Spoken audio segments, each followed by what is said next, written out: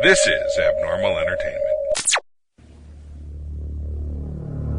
I am a real American, fight for the rights of every man. I am a real American, fight for what's right, fight for your life.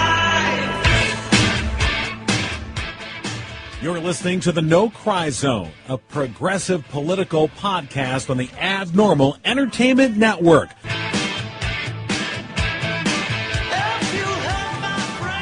And welcome to No Cry Zone. I apologize for last week's fiasco. It was my fault that it didn't happen, but John was vacationing, so... I was on assignment. It was on assignment in the third world country. Yes, I went down undercover as a fat American tourist. So you blended in. Right, oh yeah. So you got the pulse of Mexico in Cabo. But you're on the... Because that's how all Mexicans live, right? As they do in Cabo. You're on the front lines down there. Yeah, I was like, I didn't see any poverty. Everyone seemed happy. I don't know poverty. I didn't see one beheading. Pablo Escobar didn't show up. I will say the drive to the airport, though, did kind of look... I just wonder if there's any So that goes through Mexico City, right? Pardon me? Where does the drive to the airport Oh, go? the airport, Cabo's on the Baja Peninsula. It's the very tip of the Baja Peninsula. It's not near Mexico City, but the airport's like most airports, like 20 minutes outside the city. But it's very beautiful. Oh, it was wonderful down there. But, however, did have some conversations with some locals.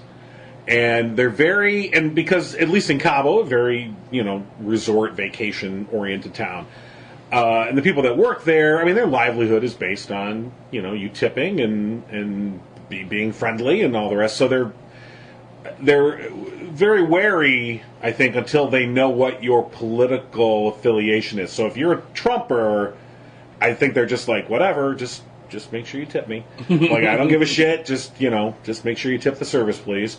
But I think once they get a beat on you that no, you're not a fan, then they open up. And we had a couple people that opened up, one of whom called him the Orange One. And they and you know what? No anger, laughing. Yeah, ridicule, ridicule and mocking. And the one gentleman that we talked to. It was a laid back conversation. He came up and tried to sell us, I think, some cigars, a big sell point down there. And then once we're like, nah, we're all good, And once he realized he wasn't going to sell any cigars, and it was towards the end of the night. And I think he was kind of ready to chill and go home anyway. Yeah. So he just started talking to us, and once he gauged that we weren't fans of Trump, he came out with he started calling him the Orange One. But then he goes, I just don't understand how you Americans could have voted for him. We're like, oh, not everyone did. And in fact, most did not, but that's not how the system works.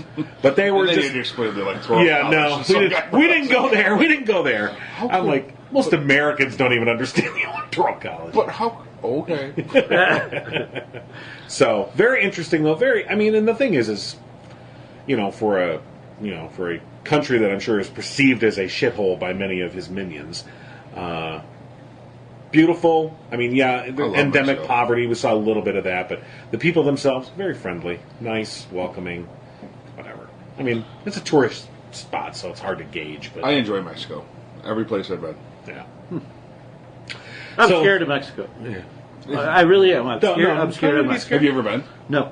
So it's because I'm scared. It's completely for no reason, right? Yeah. For no reason. Yep. Yeah. Well, because of the propaganda that I've induced.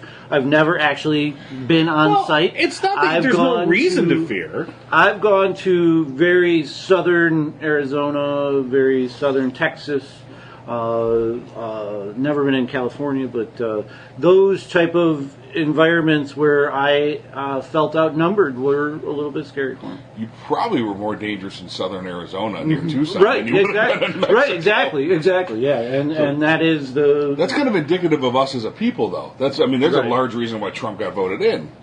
Because for that fear. He was that fear of the fear. unknown. So how many people around? We are broadcasting from outside of Detroit in a little hamlet, a little burb, and there are many people here that have never been to the city, only about 40 minutes away, and never will, out of fear. Right. My favorite phrase out here was somebody that said, I don't do Detroit. Okay. And it's not a fear. It's not, I'm going to get gang raped. Like, well, no, you go to Corktown and get some of the best drinks ever. Woo! But you're missing out. For me, it's just populace. Honestly, this is just, there is too many people per square millimeter.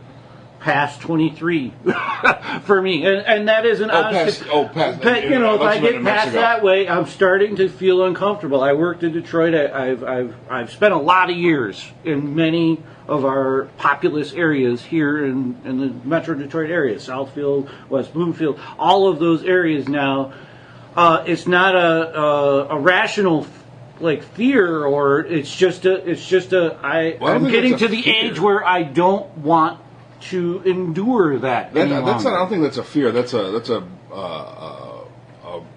what do you call that? Not a grumpy old man syndrome. No, it's a choice. It's a choice not to be, because you're familiar with it. It's not like the unknown. You're choosing not to be participating. But that does give me that other, like, oh well, maybe I should go to Mexico City. No, that'll be a lot like Detroit, and I don't even fucking want to go there. No. You know what I mean? It's like there's just too many people. Believe me, Mexico City. That's why I moved this way. Detroit to Mexico City is like Howell to Detroit. Right. Okay? Mexico City is one of the most populous cities on the face of the planet in terms of people per square mile. And I've done New York. I've done a lot of major cities. It's not an irrational fear about violence in Mexico. There are states look, I've been to 2 places in Mexico as an adult. I've been to Cancun and I've been to Cabo San Lucas. So these are 2 tourist areas that are highly identified and protected, basically, because that's where all the dollars are coming in. But you go to central state Mexico, you are dealing with some very poor areas and areas that are rife with violence because of the cartels.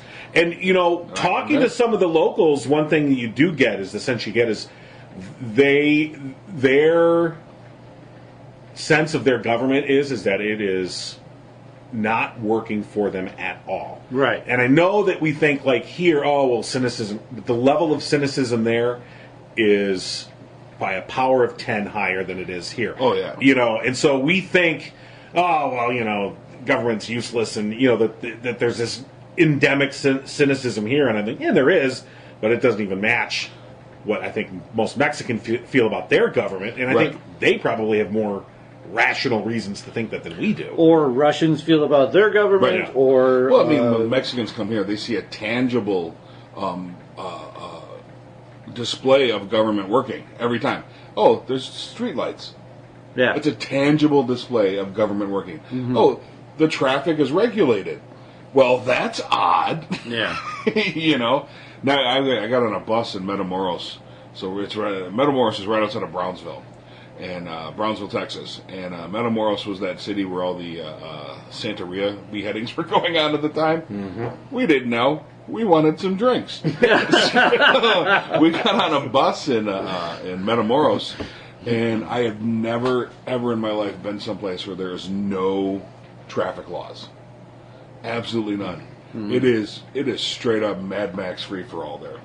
And that's in Texas still. That's outside of Texas. Okay. It's in Matamoros, Mexico. Nice. And it was Brownsville, Texas. Right. Was the border town. So yeah. So was it one of those buses that's all painted all fancy and it's got the bars on the windows? No, there's no windows really. There's some holes. There was there was no seats. We had to stand and hold on. It was crazy. Right. So it was like gringo transport. I'll push them all in.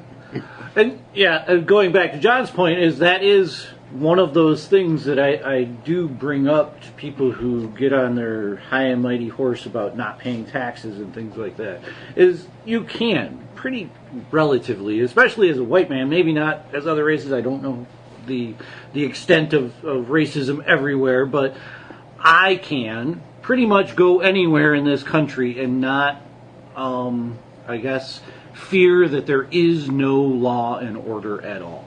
At all, yeah. Like it's complete lack of traffic. There is no place in America, and I've been to some really weird places in Idaho where they had bunkers, and the places like that are strange. You were at the Chuck Norris compound? Well, And I went to another guy out in, I think it was Utah, that he was in, they just drilled his family into the side of a mountain. They just started dynamiting shit out in the middle of the desert and had all these holes, and then he was pretty much and it was like a bed and breakfast, so there's like a sign. Yeah. And here, go look at the sign, and I ended up like going up this one little trail, and pretty soon you're on a 2-tracker, and there's no turnaround. Like, there is no desert. It's like, you get off this 2-tracker, you're off one side, and there's a big wall of mountain next to you. I look at my rearview mirror, and here comes like a bouncing 88 Lincoln Continental coming down because he's so excited to see visitors.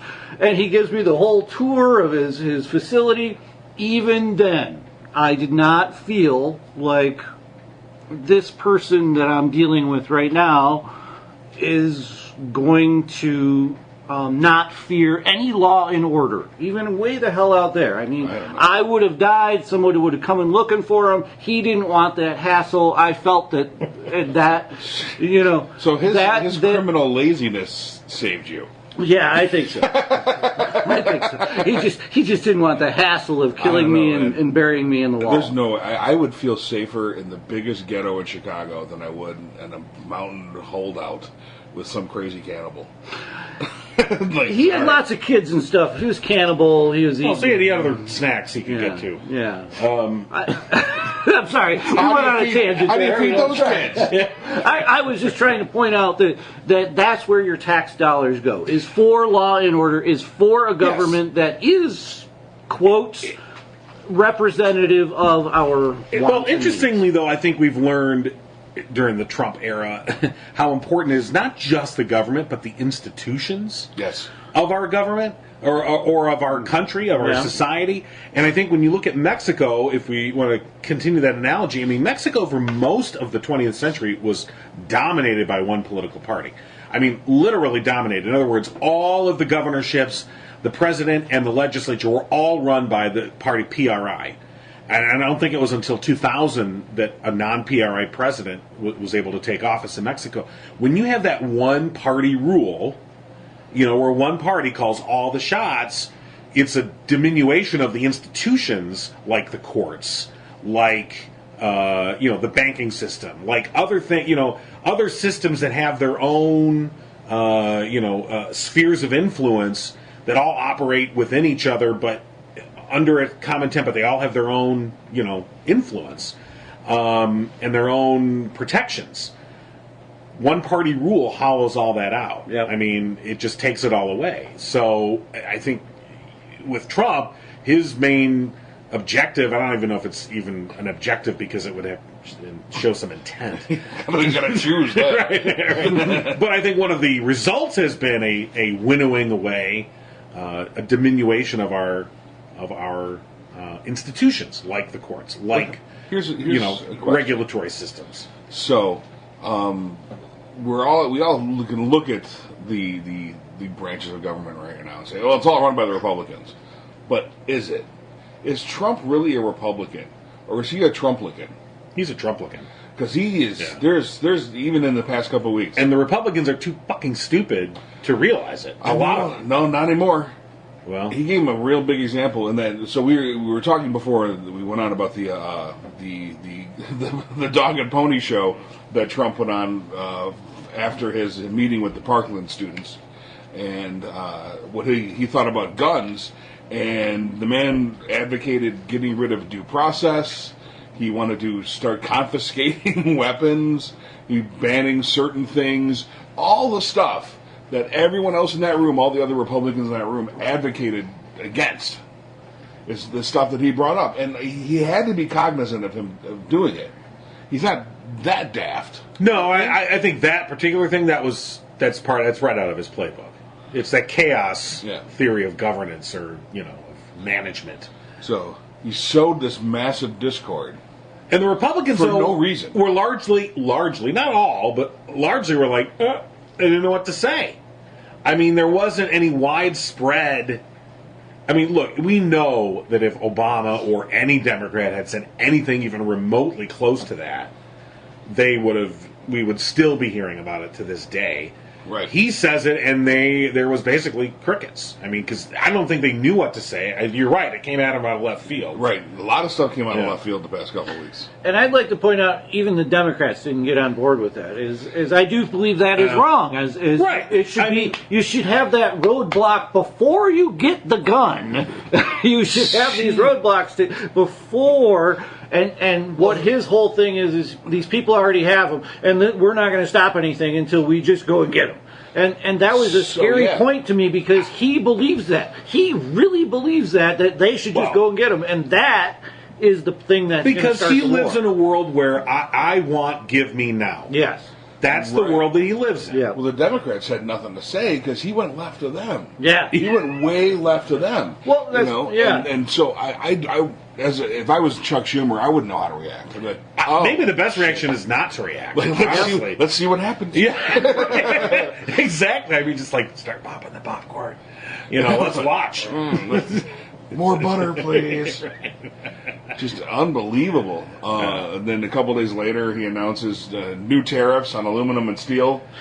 After one of his buddies liquidates all his stock in aluminum and steel. Carl Icahn liquidates some stock. $100+ million of stock. Or, no, 30-some million. 31 point. My bad. But that would have been $100 million loss. Right. Somehow or but another. Nonetheless, exactly. But he's an advisor. He's not an official, but he is an advisor to the Trump administration. We threw Martha Stewart in jail. I was going to bring for up $230,000. That was questionable whether she did or didn't. It was never a really cut and dry case. But okay, they threw her in prison. Where she's knitting freedom ponchos for 19 months or whatever. For $230,000, and here's this guy dumping $30 million, saving himself $100. And again, think we're going to get some charges? I don't know.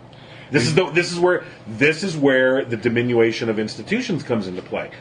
The charges would have to be filed by the SEC, the Securities and Exchange Commission. Right. But that's a federally, it's an executive branch, position. They already had the case and closed it. Again, Congress could potentially start an investigation and maybe bring charges. I'm not quite sure, but they're not going to. Not with this leadership. Why not Mueller?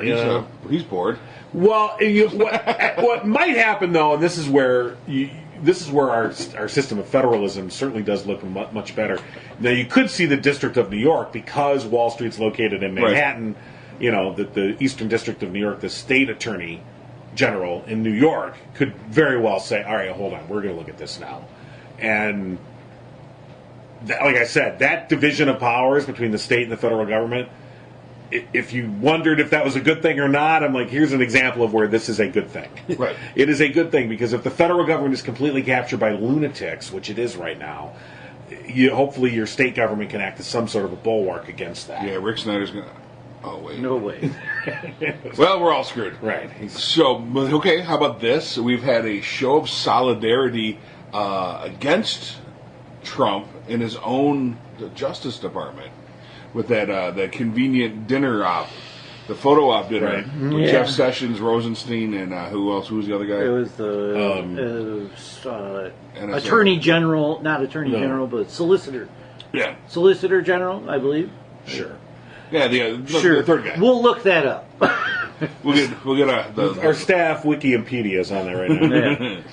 So that was an interesting, Trump tweets out a completely horrendous, ball busting of Jeff Sessions.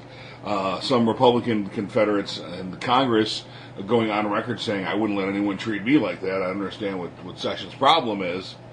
And then we suddenly that night, the photo op dinner where he's having a very friendly dinner with Rod Rosenstein. Yes, Solicitor General Noel Francisco. Ooh, Rob for the win. And Rod Rosenstein. So, again, this is where, because, we've asked this question many times before, is Trump, is he a genius or is he an idiot? And is this purposeful or is he an idiot? And this is where I think the idiot comes into play. This is the idiot, because he's still so mad at Jeff Sessions that Sessions wouldn't act as his personal consigliere, because that's what he wanted Sessions to be. Right. You're my fixer. That's what he assumed. Yeah, he assumed, he's my fixer. He'll just do what I want.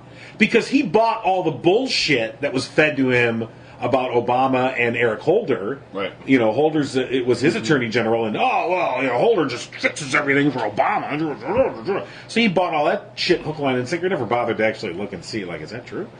And you're right. The assumption was, well, I mean, he's my guy. I appointed him, and I think he just has this general assumption anyway.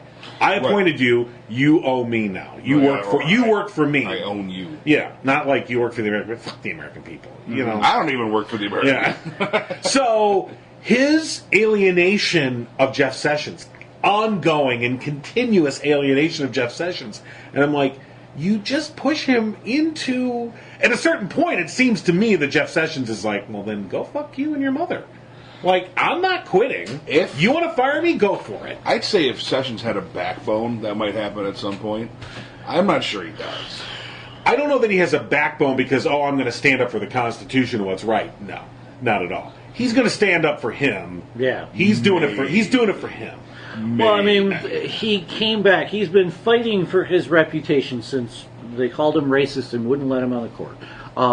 He's been fighting for that reputation, and he's not going to let people take that away. He is not going to let you. And that is where the adherence to our Constitution will be his friend, is when it can screw Trump. And protect himself. And protect himself. That's as far as it'll go. As long as it works. Because he's working behind the scenes to do his. I mean, he has that big segregational. You know, he wants us segregated again. He wants us to be tribes. He wants us to have separate towns. He has that overall social enterprise in his brain as he goes forward through his daily chores. But he's got this Russia thing just boiling down on him, and he has to do something. So in order for him to get what he really wants, and I think that's much of the cabinet, is in order for them to get what they really want out of government, which is crazy ideas, they have to go along with Trump for a point, you know, and then they push back, and it's this battle. I think what this all points to is Trump is a genius in a certain way, is he is a mob genius. This is mob mentality. This is a mob boss saying, fuck you, come and get me. That's what all of this is.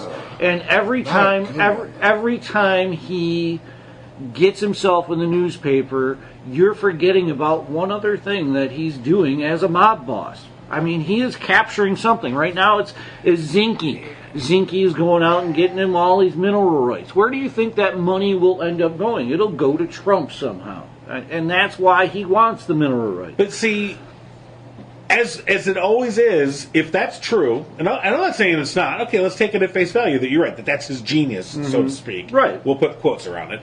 But that it's a purposeful plan, it's a strategy, whatever you want to call it. I don't go that far. Okay. Go ahead.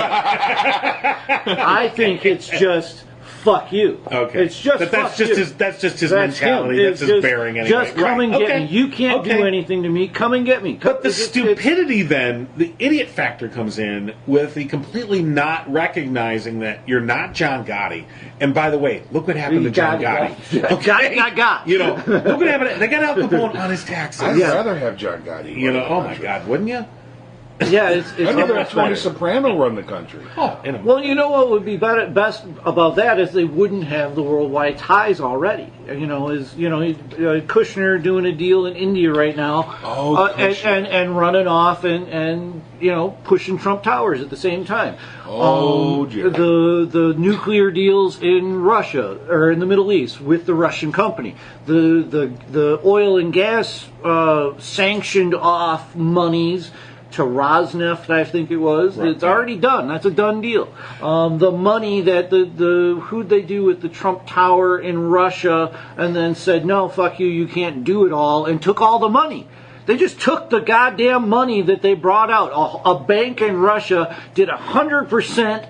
We are going to back this loan, and the Trumps went in there and said, fuck you, you can't do it. Come and get us. That's what we're dealing with. So they go around the world doing this, and now they're just doing it to us. Well, now it's going to get caught up. I mean, everybody. Now there's checks and balances, however meager. Mm-hmm. Right. That's again that's the stupidity factor of what has worked for him. What has been more or less successful model in the private sector. Yeah. He has tried to pick up and lay over this public sector position that he holds, and it's like, it doesn't work that way. It works for a certain point. It works to a certain point, Yeah. And this is where the institutions we're hoping will fight back. I mean, you know what? Time will tell. We're right in the middle of this shit right now. Yeah. We don't know. So- 10 years from now, hopefully we'll look back and say, what an idiot. And the that we institutions stopped. held up and Yeah. stopped it. Well, hopefully. let's look at this then. Jared Kushner. So, played by foreign nationals, having his security clearance revoked. He didn't get it to begin with, so I guess he can't revoke what hasn't there. Yeah, but he was Exactly. still reading. He was the on a shit. he was on a temporary he was reading and it. now he has a lower clearance than the White House calligrapher. And True story. and then Trump asking, was it Sessions to a way to fire? He asked Kelly to fire his son-in-law and his daughter. daughter. Yeah. But Kushner, this is. Have we found the patsy? Is he going to end up being the Trump patsy for all this? Absolutely. I always thought he was. Look. You don't. Yeah. You don't give him a list like that. Yeah. Here, go fix the world. Okay. I'm going to be watching on TV. All right, Lee Harvey Jared, here you go. Here's your list. Yeah. So many people talking about Jared's portfolio of what he was in charge of. And when you look at it, people are like, well, you had some things to do. When you look at what he was in charge of, like, so what, he's a 35-year-old real estate guy out of New York who's never probably been farther than, Europe. All right, so job one, I need you to fix the Middle East. When you're done with that, fix Africa. You got to fix China. Really get them under your heel. When you're done with Africa and you're done with China, I need you to go to the United Nations and show them all what for. And when you show them all what for, I need you to come back because I need you to take some dictation. Because I can't do it myself. And give me a Diet Coke on your way in. Give me 2 Big Macs and a Diet Coke. I want one of them Royales with cheese from Denmark. And meanwhile, gut the State Department and give all of the power to Tillerson, who's going to be another patsy. I actually thought that when he was Tillerson's too trying to smart get to be into. They may try, but I think Tillerson's like he's got some things I'm sure he put away in a safe. Yeah. So he's a guy. He's been in business with Trump before, so he's not like, oh well, I'm just going to believe him at face value. Like no. All right, he's playing this game. I see, and that's where the stupidity of his mafia genius falls flat. Stupidity of mafia. Is that the real intelligent businessmen of the world can outsmart him at any time. Yes. At any time. Because they have been going within the rules of society and getting away with it all their lives. So Trump comes along and thinks he can just play outside the rules and get away with it. These guys just come in and smack himself. Well, see, because Trump has played outside the rules because he's largely been unsuccessful. So when you're largely unsuccessful and you play outside the rules and you cheat a little bit, no one cares because you're unsuccessful. Mm-hmm. Like, oh, look, Trump lost another building. Well, he's kind of a douche anyway. That's how it worked out. He's got a TV show. He's got a couple more anyway, right? That's no big deal for that. Oh, he'll screw those up, but too. Trump has his entire career has been at odds with the business establishment. They've always looked down on him. Yeah. And he's always tried to find the wiggle room to kind of slip in there and get what he wants anyway, as sort of like, well, fuck you, I'm going to do it anyway. But they've always looked down on him because they see him for what he is. Yep. They know that this guy's a used car salesman. Yep. I'm sorry for all the used car salesmen out there. Just, basically tarnished your image comparing him to this idiot. But it's true. But they saw him they saw that he was a huckster. Yeah. And when we know that his business acumen, the thing that we hear over and over again from so many people that voted for him, when they go, even the ones that say, well, yeah, I know he's an ass clown, but he's rich, so he knows what he's doing. And you're like, no.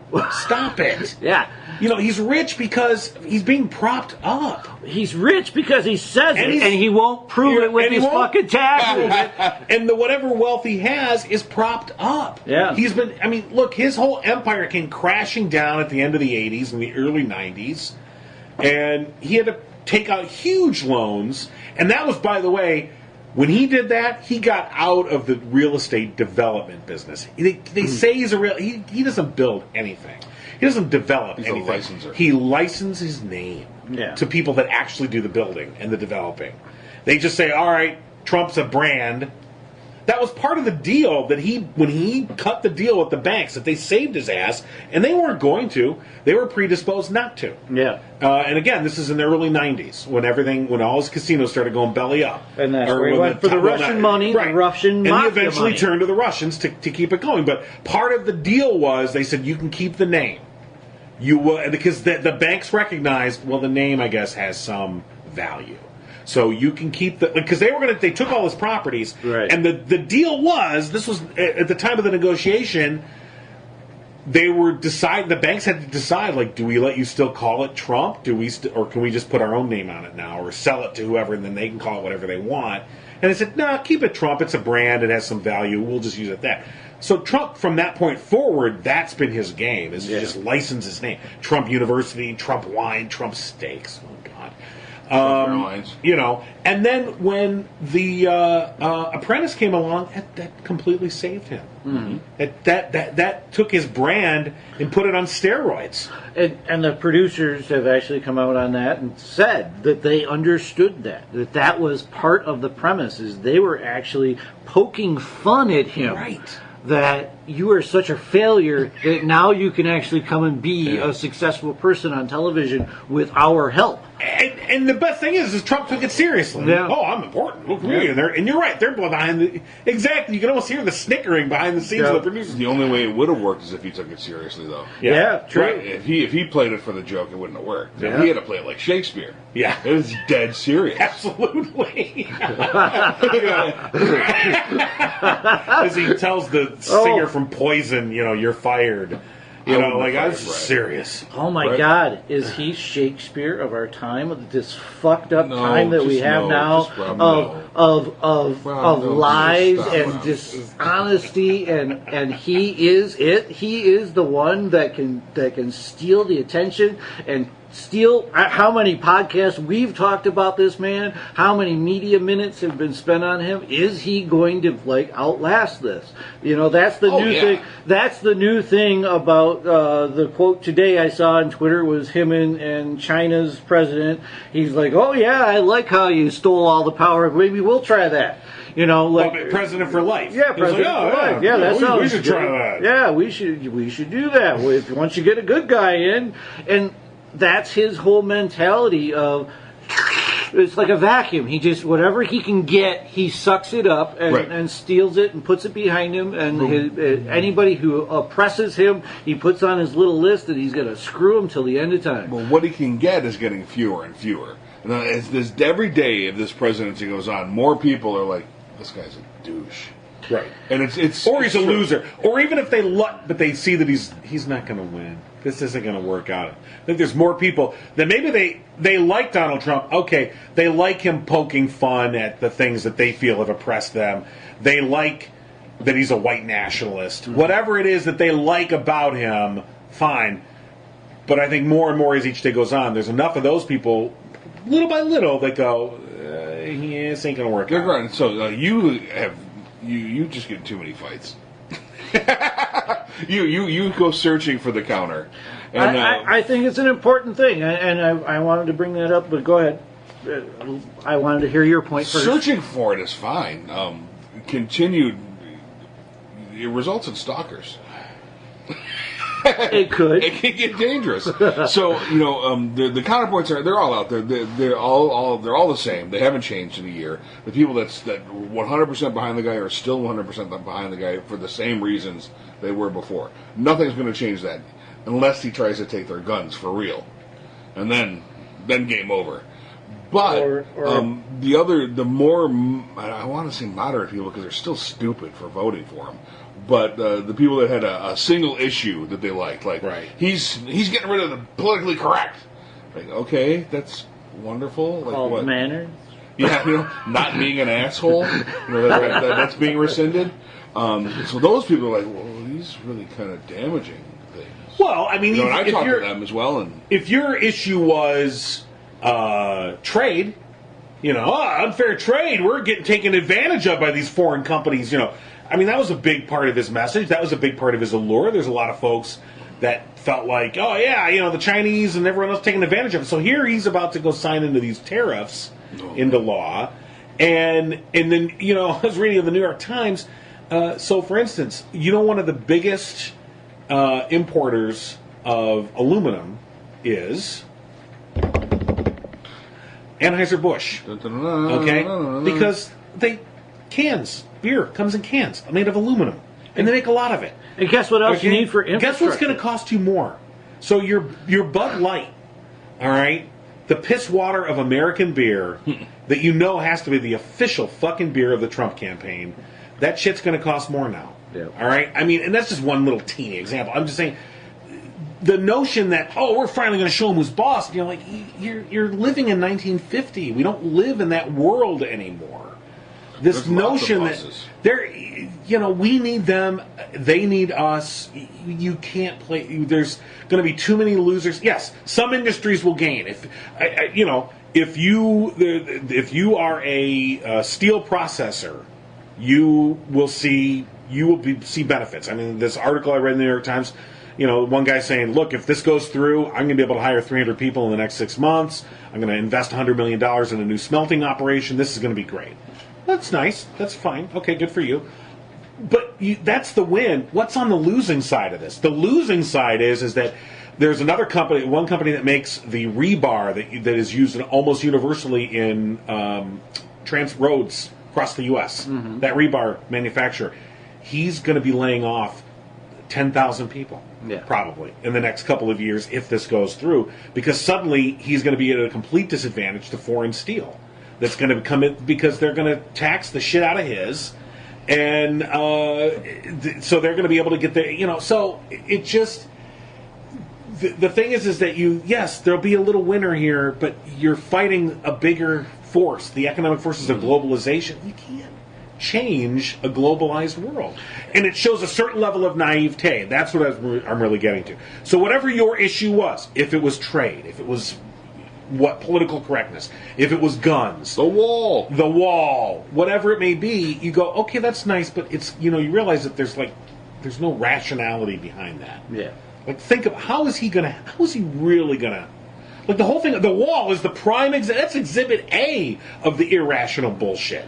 Yeah. You go, actually there's a net decrease in people coming across the southern border. Most of them are coming from Canada. We should probably thank Trump for that. Most of them are people that overstay their tourist visas. They're not the ones that crawl through the desert. The ones that crawl through the desert, by the way, are the poorest of the poor. And they would rather take that chance and try and come here. Okay, so we're going to screw them, but the wall doesn't make any fucking sense whatsoever. But it just sounds good. We're going to build a wall. Build a wall. Yeah, going to wall. But it can't happen. But it can't happen. But the lack of critical thinking. So whatever that issue is, if your critical issue is trade, again, a lack of critical thinking. How is getting into a trade war going to benefit us? It's not. No. It's going to negatively affect us. And that's what they're finding out. Yeah. So if your deal was trade, and then you're seeing this, and you're putting a little bit of thought into it, because now this is your bailiwick. This is what you've got going on. And this is what I'm seeing with most Trump supporters, because they were all single issue voters. Every single one of them had one thing that they were behind. Either it was the white nationalism, that's the big one you can't really get around, or it was the trade deal, or the wall, or immigrate, or whatever. But now when stuff is happening in their realm that they're interested in, they're seeing it for what it's worth, and this guy's kind of a buffoon. That's what I think. I mean, I get the sense, certainly no Trump fan, but I do get the sense from those that liked Trump, voted for Trump. As time goes on, there's either people that are just disillusioned by the whole thing and kind of see him for what he is. I think that's a smaller percentage of it. Yeah. I think most of the people that voted for Trump are still Trump supporters. But I just think that if you slice it off, you keep slicing off little slices. Mm-hmm. And I think as time goes on, there's more people that either go, I agree with him and I like him, but he ain't going to succeed. So the pragmatists. I agree with him. I think he's right. We should build a wall, and I am a white nationalist and whatever. but he's not going to succeed. So what's the point? But think of all the people that were Bernie voters that voted for Trump because they wanted to shake up the establishment. Exactly. They have all turned around, said sorry. Oh my God! Well, they're not saying sorry, but they should. They're thinking it. I hope they're thinking it. Oh my God! I am so sorry for doing this. Yeah, the ones that went crazy. And there's a lot of them. There's a lot of those people. But at a certain point, you have to go, well, what is the better way? Do we just stop fighting at all?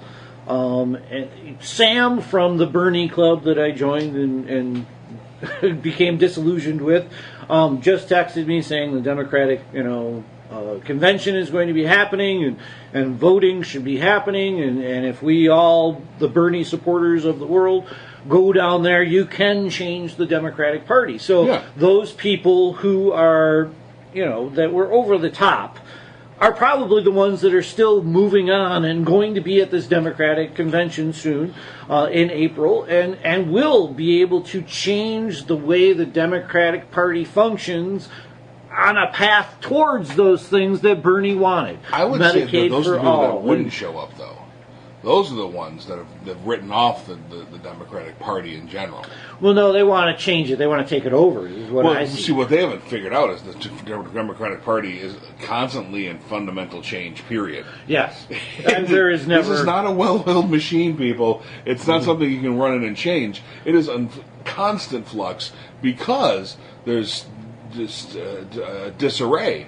Well, I think then that's why they have so much hope towards the future, is they see that disarray and see that it's a certain amount of players within the party that are dictating these policies and not providing a message that the American people have been, eagerly awaiting.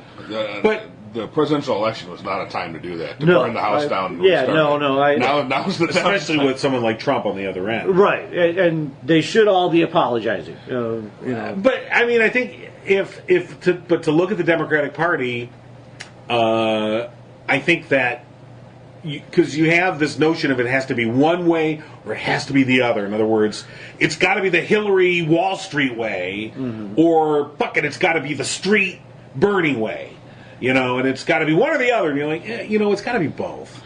Right. The successful formula is not going to be, because you hear from either side, oh no, our formula is the only way to success is to follow, and you got to ignore. That's kind of the message you get from both sides sometimes, from the extremists on both sides. Of you have to ignore them; they're completely wrong. You got to go our path. And so, in other words, the Hillary wing of the party, and these are rough divisions here, but let's just say the Hillary wing of the party, the one that's tied to Wall Street, the one that's into sort of aiming at the corporate world, they're like, you guys are basically naive stone hippies if you think you're going to be able to win the White House or Congress by not basically being backed by the big business. You have to. You need the money. I mean, they're playing the pragmatist game. In a perfect world, but... And then the other side is basically saying, like, no, you have to abandon that strategy entirely and just put your faith in the Force.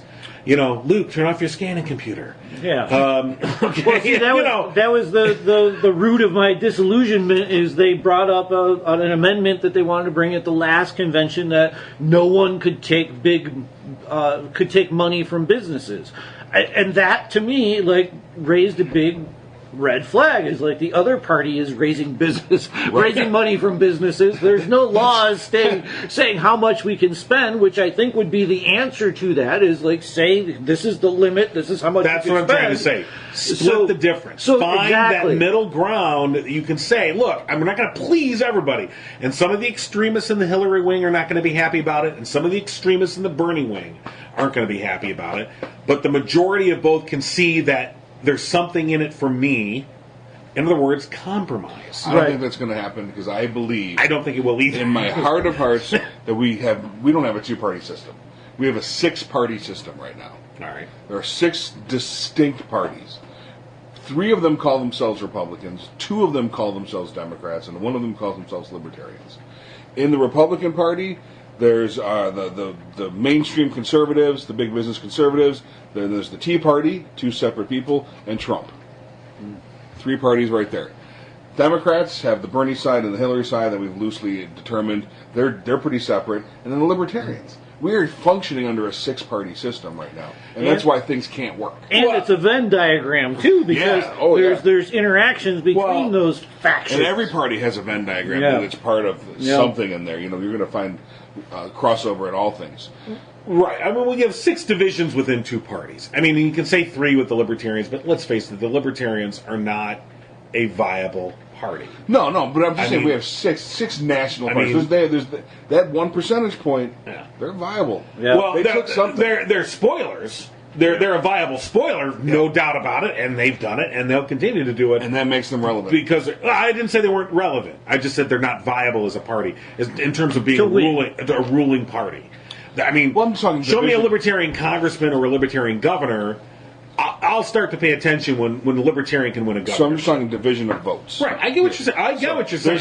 I think that this is 6 distinct parties. Because the Tea Party and the mainstream conservatives are never going to get along. But the Tea Party has largely been absorbed into the Trump organization. That's where Trump is by himself. Because Trump does not beholden to any of these people. He just shat on the Tea Party. Yeah. He took a big old orange Big Mac loaf. That's why I think before, like I said, there were crickets when he did it because I think they were stunned. Right. So there's a Venn diagram, lots of crossover with the Republicans and the 3 parties there. There's even crossovers on the other side between the Trumps and the Bernie people from the Democrats, and the Libertarians are in there on the social side. So it's there's 6 parties, and that's the issue. The issue is we're calling 5 of these parties the same things. Yeah. You 3 are Republicans, you 2 are Democrats. You guys are just you guys. but at the end of the day, they throw their allegiances to a single party. No, they don't. I mean, look what happened. Well, when I say allegiance, I don't mean the voters. I mean the legislators. The legislators. The elected officials. So they much vote more on the Republican side than the Democratic side, though. Right. They are much more in lockstep with each other. There's no lockstep between the Tea parties. Like, Paul Ryan can't control shit. Right. Yeah. He's officially the worst Speaker of the House ever, behind John Boehner. And we thought Boehner was bad. There's no lockstep anymore. It's these three things are out for themselves. That's why nothing has gotten done. But they still I don't disagree with what you're saying. What I am saying is that's all true, but they still caucus as Republicans. In other words, because they still say I'm a Republican, right, they allow Paul Ryan to be the House Speaker. Right. Well, they still caucus as Republicans, but they don't vote together. But they don't vote for they don't vote with the Dems. In other words, they don't cross the aisle and go vote with Dems. There's 5 different parties voting differently in Congress. That's why nothing is happening. Right. People always say we need more parties. Like, no, 2 is good. A 2-party system is good if you get everyone on the same page. But like 5 and 6, Canada has 7 or 8, but they're largely the same. Well, they're a parliamentary system there too, so it's different. Right, where more parties works in a parliamentary system.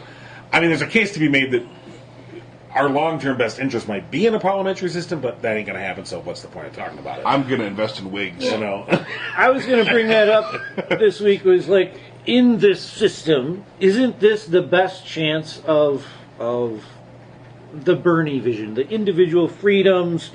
That your vote matters, that your government is actually doing what you want it to do, that you could set limits on spending, that you could have Medicaid for all, that the government is actually doing the job, in my mind, in this society, that it should be doing. Out of all of those different systems around the world, isn't this the best chance for that to happen, though? Possibly. I would think it's largely Canada is how Bernie works. And most it's happening across the world, so we can't say we're the best chance to do it because it's happening. Look at where's that little place I'm going to move to? The Netherlands. Netherlands. Yeah, that's the Bernie system, and it works. I mean, I'm not saying it doesn't work. It's a great thing. It's largely, working within there. I watched the video about, somebody, I mentioned this to you guys, let's think of the best Republican idea and how do you get voters to come on board. Well, Bernie said it best at one of his latest talks was that there are issues that we all agree on, that we do, and if we stop talking about abortion and gun control, then we can start talking about these things, Right. and get people on board and become that middle. Theresa May, she just did that snap election thinking she was all that and she had all this power. Well, it ended up two of the parties in their system that you wouldn't normally think of as combined power gave her a run for her money, and now she has lost power in that system. And in my mind, it is just that easy as public messaging of the democratic ways of, you want to call it Bernie or the Netherlands or social justice, however you want to say it. That system could be the rallying cry on the, I don't want to say guys, because it's actually true, but if you stuck to your guns on this is the most smart, economical plan for handling these problems, and state that your arguments in that arena to a conservative, you may then be able to not bring him over on every vote, but if there was a vote that was dependent on that issue, you may have changed his mind. And that is my That's rough. and not that he changed his mind but he had new information. Just like I'm scared of Mexico just because I don't have the information of what Mexico is really like. If you gave him that information and told him that, hey, this is the best plan to do this with the least amount of dollars overall in the end run, you could come through that way. Let's use this analogy then. So I give you the best way to go to Mexico. It doesn't allay your fears, though. Right. They're still there. The fears are 100% still there. And I am a skeptic up until that point where I have been changed. But you're not going to change. Well, I could. But you probably won't. If I went with a guide. That's what I would probably need at this point. Is I would, we've been there 20 times. Yeah, come on with us. I would go along, and then I would slowly change my fears, irrational fears, for the better. You know what I mean? And it's not a quick process. It's an overall. So changing. Here's the thing. I guarantee most conservatives in Congress understand the benefits of Medicare for all, and understand how it works and how it would be a good thing. I guarantee they look at the numbers. Oh yeah, and they see it. What they're beholden to is this thing they've created, this propaganda monster they've created. In order to get more votes for them, they have to keep up the guise of conservatism, because it's not a real thing. Conservatism isn't a real thing. Right. It's not a tried and true numbers and percentages have made this true. It's propaganda and it's persuasion and it's messaging. And all of that has made this huge division that you're talking about. Right. So let's say I'm a conservative, and in my district I have bred the single issue voter on guns. Mm-hmm. Just the guns voter. Guns. They voted me in because you can keep your guns. Mm-hmm. And I go to them and say, hey, if you don't vote for me, then this Medicare package is going to come through, and it's going to be really good for you, and you're going to benefit immensely. All those people are going to think about are, what about my guns? Yeah. Because we can't trust Americans to make the right decision. Right. We can't trust them to be rational and change their minds.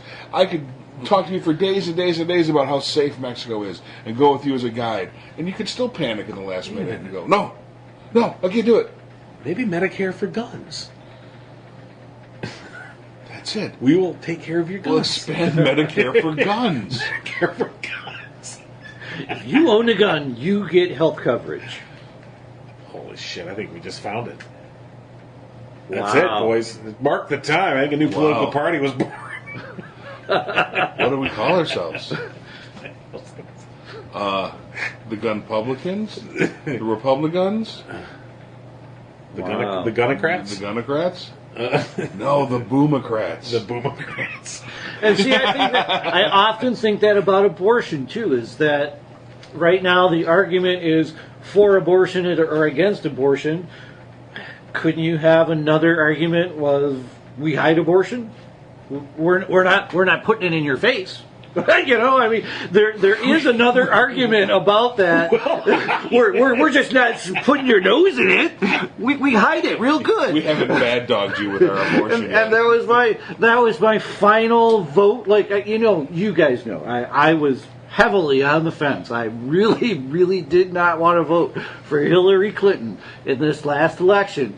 But as a sane, I think, sometime voter, I went, well, God damn it, if she's that good to get away with all this shit, proving stuff, doing this 30 years, God damn it, she can have my vote. Whatever rationale you needed to tell That's better yourself. than Trump, that I can go out and Google search in 1 minute, find every one of his crimes that he can't argue against.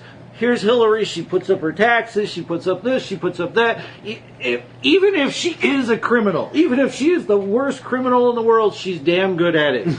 She's damn good at it. That's always been my thing. You know? Why do we study criminals that have been incarcerated? To learn about criminals. They're shitty. They're the worst at it. They got caught. Let's study the criminals that haven't been caught. Yeah, where's the Catman, jewel thief? Now I want to study him, you know? Hey, God. And so yeah, we're hiding abortions. That's the double-edged sword. The abortion debate. Just could you just make the abortion centers look like Verizon stores? Yeah. Oh God, go there to change your phone. Walk out, sterile. But we're still doing them. We're still the service is still being provided. That's we're the just point. not going to make a big deal out of it. The fact that it exists, because it's not the abortion that gets people; it's the religion. I don't know. Don't you think it's the Planned Parenthood coming in and like fighting the Congress? All the guys they would just have that attitude like, fuck you, this is my body. Fine, whatever you guys need, we'll just do just write it down and then we'll do it that way. But we'll still do them. We'll tell all your voters that you can have it. I have a better plan. But we'll still just go ahead and do I have a better plan that the Boomercrats are going to get behind. Okay. You can only perform abortions with a gun. That is the only way to do them. And we have to make an American company create a very specialized gun for just that purpose. An American company using American steel. It's the Aborter 15. That's right. Well, you really are splitting the difference. You're really going right down the middle. Like, we're going to appeal to the gun owners and the pro-abortion people, although you're going to kill them. Yeah, maybe. So, but see, once we do that, we can expand Medicaid for all, and there'd be health coverage. right. And then they get birth control. Boomercrats. Boomercrats. Democrats. Well, I guess. So I'm going to go back. Kushner. Ooh. Man, that poor kid. That poor lad. When he married into that family, he's like, I got a hot wife. He didn't realize that he was going to be at the pinnacle of all things and then just get tossed under the Trump bus. Right. Oh. Do you really think? I don't think. I don't know. That was a move up for him. I didn't know much about. He was in. His dad was already in jail. Yeah. So he was thinking that was a move up. Exactly. Yeah. Oh, yeah. He definitely thought it was a move up. He was, what was the head aide or something? What do they call him? What was his job in the White House? Fluffer. I think it was a special assistant to the president. Hurry up, Jared. Not too much, though.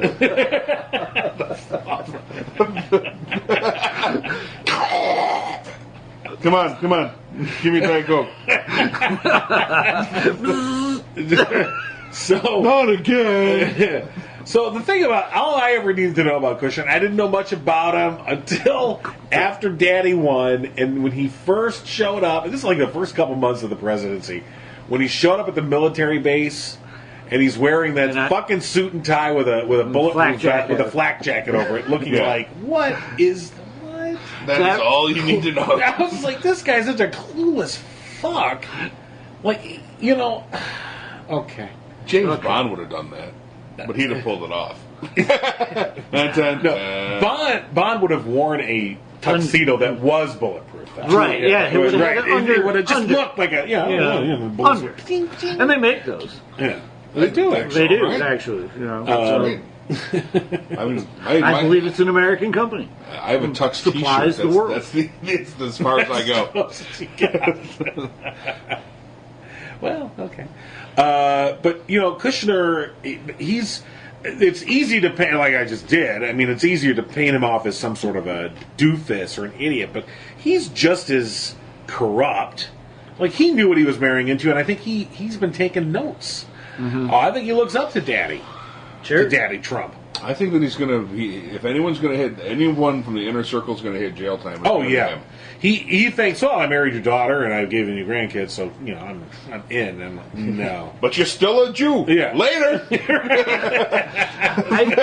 Don't you think the whole family just goes around, like, amazed that he isn't in jail? I mean, like, I really often think of that as dad's not in jail? Yeah, that dad is not in jail yet. How does he get away with this? I mean, they have to know the inside line on all of many of these I things. think they live in a world where power gets you what you want. They grew up the same way that he did. Yeah. So these are just carbon copies. True. Yeah. And that they've never had a want in their life. I mean, they've never real dad, maybe. Yeah.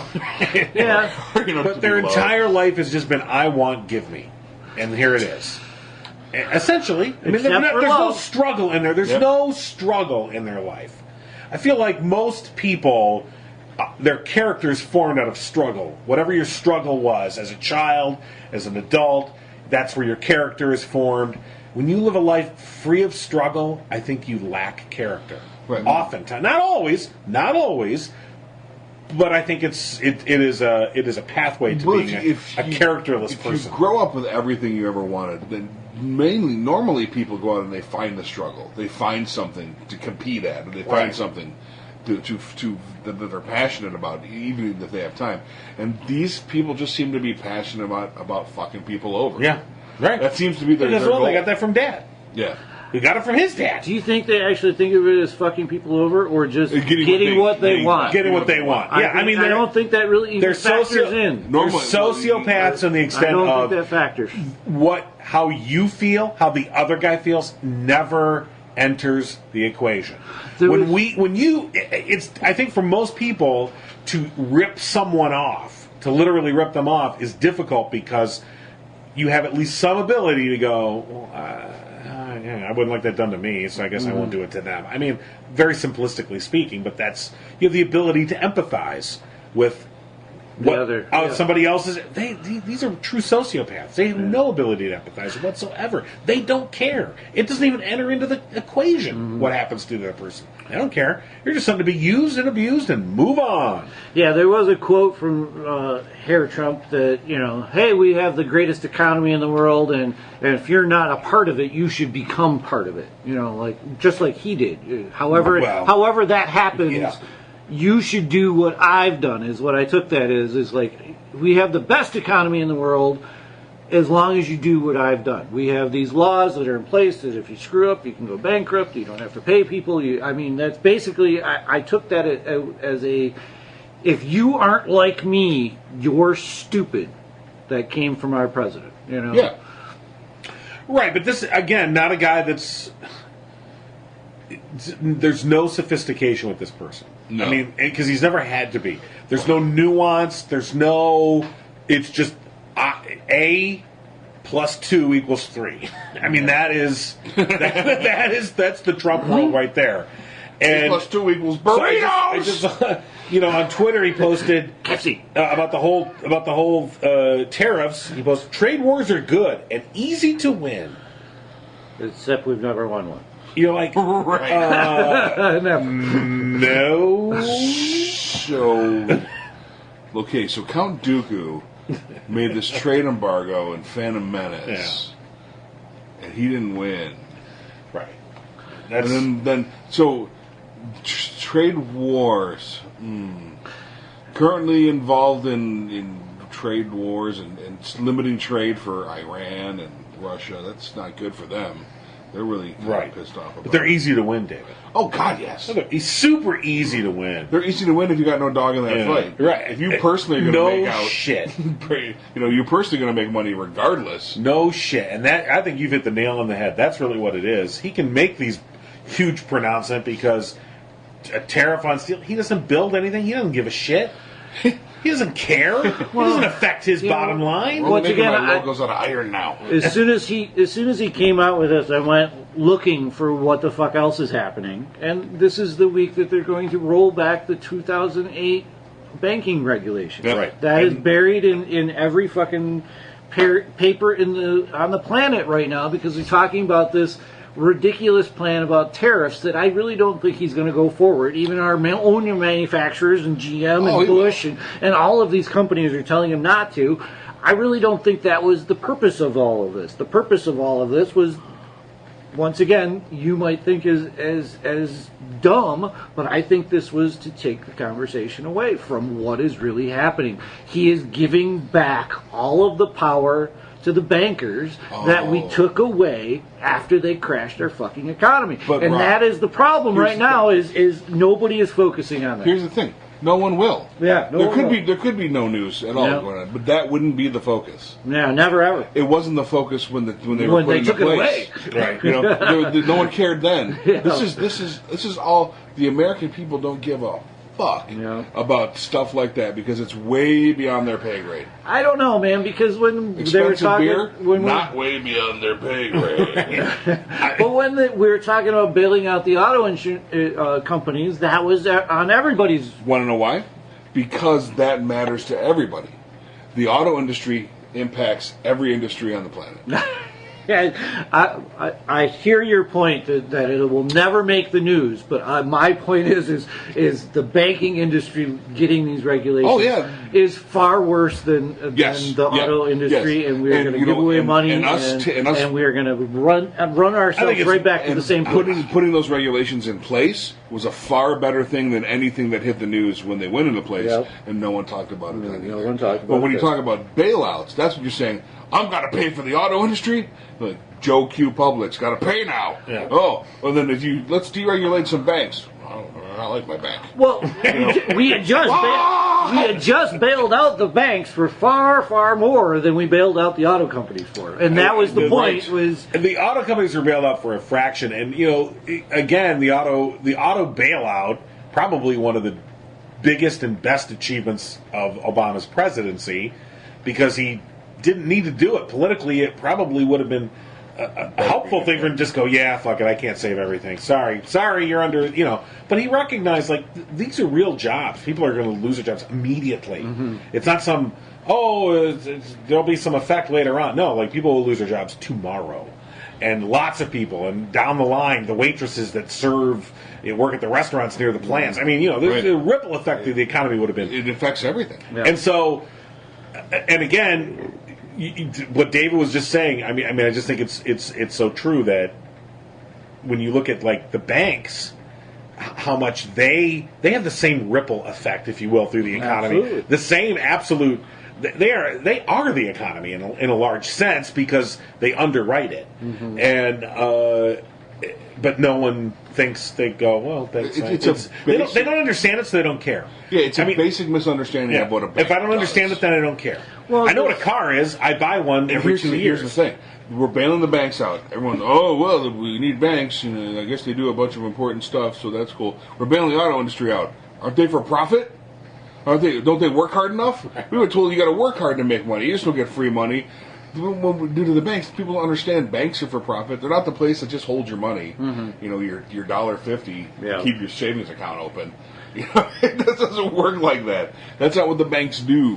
yeah, and But that's what they think they do. And the biggest part about that was you're taking a big safety net regulation out of the way in order to create a much more diverse up and down of the economy.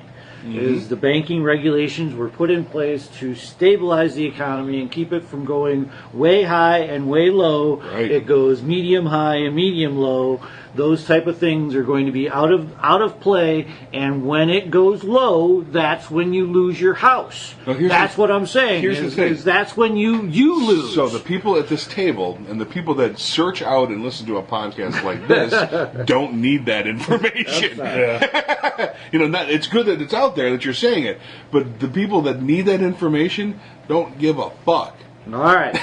They don't care. And they don't, so for instance, the auto bailout, it cost $79.7 billion. That's right, Right? You person. The government, by the way, recovered $70.4 billion. So the actual cost was $9.3 billion. Sounds like a lot of money. It is a lot of money. But to bail out a huge sector of your economy and save tens of thousands of jobs for $9.3 billion. Save this state and Ohio. Period. Frankly, I don't know that we would not have gone into a depression because I just think the effect through the economy would have just been tremendous. Mm-hmm. So the point is yes, it cost $80 billion to bail out the auto industry. But at the end, 5 years later, when all was said and done, part of the bailout with the auto industry, don't forget, and this is the thing, I love this argument. I've gotten into it many, many times with Republicans who they always try and tag Obama with the bank bailout. Well, Obama and his bank bailout, that's Bush. Yeah. Okay? Yeah. Sorry. That was Bush. Okay? Bush bailed out the banks. Yeah. And he bailed them out with, here's your money. No questions asked. Yep. No strings. No nothing. Yep. Here's your money. Do whatever you want. I don't want his money. Just here's a wheelbarrow of money. Don't stop. Whatever you're doing, don't stop. Obama, with the auto bailout, very coordinated. You will spend it on this. You will pay us back. And we will have stock in your company. We will own stock in your company, and we will be paying attention. Mm-hmm. So if you're going to, this is the difference. But that's a nuance that most people don't get. Well, it goes to... Because they don't, and it's not that the information's not out there. You can Google it in 3.8 seconds. Yeah. There it is, but people don't. They don't want to know. They don't care to know. I've had the argument about the tax policy of, these guys make, all kinds of money and they create jobs. Well, an alternative plan would have been giving everyone in America $1 million. What would have happened to our economy then? If you would have given everyone in America $1 million, which was far less than what you gave away to all these businesses, what the fuck would have happened? And if you would have put on that you have to buy American-made products, that you have to buy an American car, that you can't go buy drugs with this, and we're going to be drug testing you on it. It goes to the whole conservative, red meat about everything a stimulus package should do. And they will not ever think that is the way to go, to give someone $1 million that didn't earn it, that didn't put that into the economy. Well, God damn it, these businesses aren't. They aren't putting it into our economy. And they didn't earn it They either. create sales, and they take those profits, and they put them abroad, and they pay a portion of those, if any, after someone else makes money on the the banks, if you've ever seen, I forgot the name of the movie about the bank bailout, about the credit default swaps. Oh, shit, I can't remember. I read the book. I'll have to... I know what you're talking about. Yeah. Anyway, but that whole story, and how the banks... when you look up, what a credit default swap is, which, by the way, they're still there. Yeah. They still exist. And we make more and more. Now it's auto insurance and auto loans and where you're betting loans. against the success. You can bet against the success of, and not only are you betting against the success, you are wagering how big the failure will be and how much money you can make on that. Yeah. And it's like Final Jeopardy. And that's our Mnuchin. He is a billionaire because of his success during the downfall of our economy. But in the early 2000s, in the 90s and into the 2000s, most of the or a significant portion, I don't know if it's most, but a significant portion of math majors were going into finance. We're talking about mathematical majors, okay? These are people that normally used to go work for NASA, or normally would go work or maybe get a job at the university and do research or engineering. And no, they're going to Wall Street and they're engineering financial formulas that only they could understand. No one can understand this formula. It literally takes a fucking mathematician to understand some of these formulas. They're so Byzantine. They're so beyond the realm of anyone being able to understand it. Even the regulators. Especially the regulators. Yeah. And if that doesn't tell you where these guys are operating, they don't create anything. I understand that, banks have a purpose and a reason to exist. I'm not trying to say there shouldn't be a bank or there shouldn't be an insurance company. But the fact that we've just given them this, and now, like you said, we're going to do away with the few rules that we did put into effect. Mm-hmm. We're now going to do away with those, and so it's back to the Wild West again. Yeah. And for them to be able to go out there, and the effect they have on the economy is so by a magnitude, by a factor of 1,000. It's greater than what the steel industry is going to. Any particular industry you point to. Yeah. It is dwarfed by the banking sector. Yeah, how it controls the economy. I read something that if you were to only tax the banking sector in America, you could actually finance all of it. You could actually finance all of it with less than a 30% rate of taxes. But you would have to do it per transaction, you would have to do it per investor, and you would actually have to go in there and say, look, you guys, you're not working. We understand that you're smart, we understand, but this is magical money that you're coming up with, and we want part of it because you're getting this magical money because of the government that we have here in America. That is the underlying current of all of it, is we have a government in place that allows you to keep your fucking money, that allows you to not give it to the state, that allows you to not have to have armed guards travel you to and from work every day. Right, but in order for you to make the money. And that's why you should pay the tax. Right, but that radical concept, and it is radical because it pops the bubble that we as Americans, this myth that we're suckled on from birth of the individual, okay? I made myself, I'm the self-made man, and I got my own company, and and you're like, yes, and your company uses the roads that everybody paid for, and your company uses the infrastructure that the taxes paid for, and you're part of the whole. Yep. So we lose that in America. We so overvalue the individual, and then you say, oh, okay, commie, all right, whatever. But the point is that we don't value. There's very little sense of community. There's just very little sense of we are in this together. We are all interlaced. So whether you're a banker on Wall Street or a guy out in the coal mines of West Virginia, you all live in the same structure under the same, and I'm not saying, that the guy on Wall Street shouldn't earn more than the coal miner. I'm just saying that the guy on Wall Street has to recognize that what he does and what the coal miner, it's all part of a whole. Yeah. But we don't. That's so outside of our DNA as Americans that I don't know. It's just now you're just smoking pot and staring at your hand. That's oddly specific.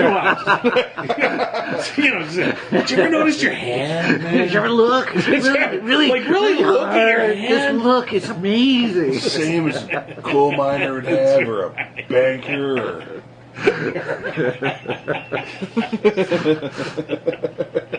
Well, I just want to put, it seems like we're getting to the end here. Yes. I'd like to take the floor for a moment. I have no idea why you guys come to my house every week and want to talk about politics, but I sure enjoy the hell out of it. And Me too. I want to thank you for keeping coming, and I think that our listeners, Is he resigning? all 8 of them, enjoy it too, because those 8 have been here forever. Yeah. We have more than 8. 8 is enough. We Eight got is some enough? Stitcher downloads, I guess. And We could Kevin be up to said 18. we're doing okay. We're up to 18 now. And I would like to apologize for all the cutting in on you, just like I did just there. For the professionals. Are you in a weird kind of 12-step program right now? No, I Step forward, make amends. I have been, I'm the amateur of the group. David acts and writes and has educator status. He talks in front of cover group all the time. David or John, he does this for a living every single day, and everything comes out smoothly and easily. For me, it's not the same, and I have no idea why you guys keep coming back. Because you are frankly far more qualified, because you are dealing with the even more than John, who has some epic social media fights. You were doing that all the time, and then you watch C-SPAN, and I'm not willing to. Yeah, really? I got some great C-SPAN stuff, but no one will listen, so that's we can just move on. I mean, that's kind of like the rest of the world and how banks work. I don't care about it. Yeah, see, that's the... it's the spice of life. Well, that's the whole... if you are the biggest conspiracy theorist of the world, you want to believe in everything, you know what? Your theory has to go back to the bankers. It has to. That is how this world works, is where the money comes from. Where is it being made? How do we be able to print so much? Well, these are bankers basically saying, yep, we got that covered, when they don't. Or, go ahead and do that job because we'll make a whole bunch of money on that. That's where it all starts. So you have to think about banking rules, and you have to think international banking rules. Well, What are you looking at me for? Dun, dun, dun. Usury laws. What? Why are you looking Flouting at me? usury laws. Stop looking at my nose. I don't know. Frankly, you have a distinctly non-Jewish nose. Check out my hand, man. Oh, that's a Jewish hand, dude.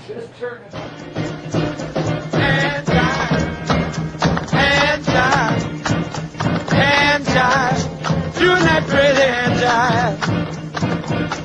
Mama, look at Uncle Joe. He's doing that hand jive with Sister Flo.